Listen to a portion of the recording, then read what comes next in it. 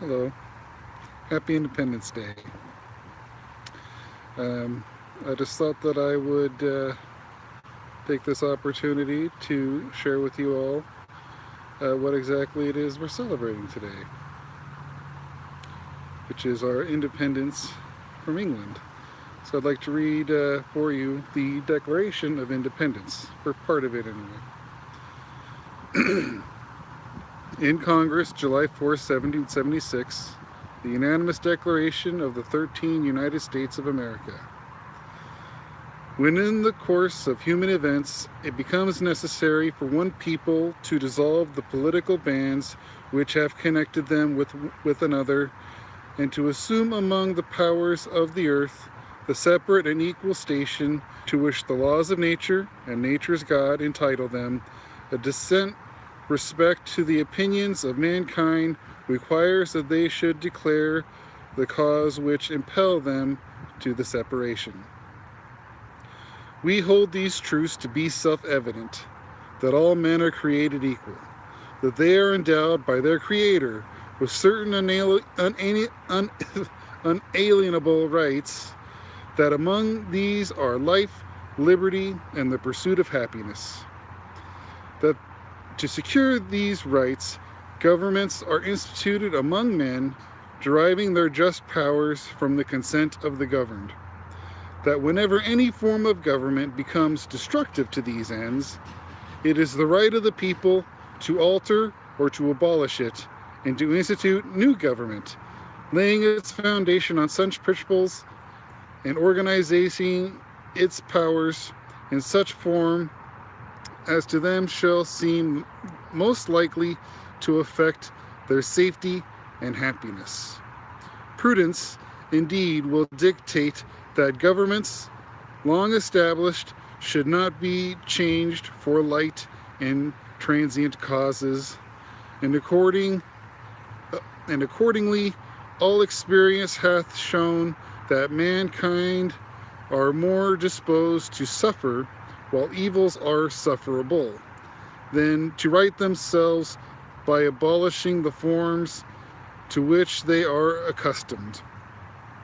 But when a long train of abuses and usurpations, pursuing invariably the same object, evidences a design to reduce them under absolute despotism, it is their right, it is their duty to throw off such government and to provide new guards for their future security. Such has been the patent suffering of these colonies, and such is now the necessity which constrains them to alter their former systems of government. The history of the present King of Great Britain is a history of repeated injuries, usurpations, all having a direct object, the establishment of an absolute tyranny over these states. To prove this, let facts be submitted to a candid world. Sorry for stumbling over that. It's kind of hard to read here. Got a glare. Now, basically, what I just read lays out the justification for any nation to declare independence. Now, what follows is a list of specific grievances towards the king, which I encourage you to read for yourself. It's rather lengthy, and it's contextual for the time. But to sum it up, they're essentially saying that the government is not really living up to their responsibilities as government, and the things they are doing are purely self-serving and not in the interest of the people. Okay, so I'm going to skip down to the bottom of that after the list of specific grievances. And again, I highly recommend all of you read this for yourself.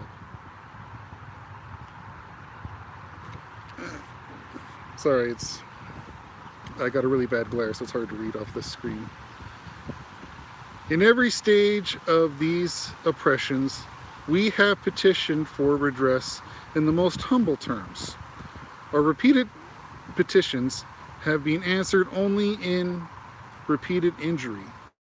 A prince whose character is thus marked by every act which may define a tyrant is unfit to be the ruler of a free people. Nor have we been wanting in attentions to our British brethren. We have warned them from time to time of attempts by their legislature to extend an unwarrantable jurisdiction over us. We have reminded them of the circumstances of our emigration and settlement here. We have appealed to their native justice and magnanimity, and we have conjured them by the ties of our common kindred to disavow these usurpations, which would inevitably interrupt our connections and correspondences. They too have been deaf to the voice of justice and of consanguinity. We must therefore acquaintance in necessity, which denounces our separation, and hold them as we hold the rest of mankind, enemies in war, in peace, friends. We therefore, the representatives of the United States of America and General Congress, assembled, appealing to the Supreme Judge of the world for the rectitude of our intentions, do, in the name, by the authority of the good people of these colonies, solemnly publish and declare that these united colonies are and of right out to be free and independent states, that they are absolved by all allegiance to the British Crown, and that all political connection between them and the state of Great Britain is and ought to be totally dissolved, and that as free and independent states they have full power to levy war, conclude peace, contract alliances, establish commerce, and do all other acts and things which independent states may of right to do. And for the support of this declaration, with the firm reliance on the protection of divine providence, we mutually pledge to each other our lives, our fortunes, and our sacred honor. And then follows is a list of those that signed the Declaration of Independence.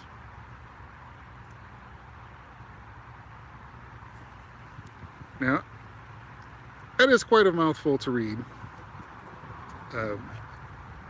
They had a much deeper vocabulary than I do. But I think it's important that we, from time to time, read the founding documents, read the Declaration of Independence, the Constitution. Read it out loud, you know. Hear yourself saying the words. So, until next time, have a happy 4th of July. Don't drink too much, and don't lose any fingers. How do I...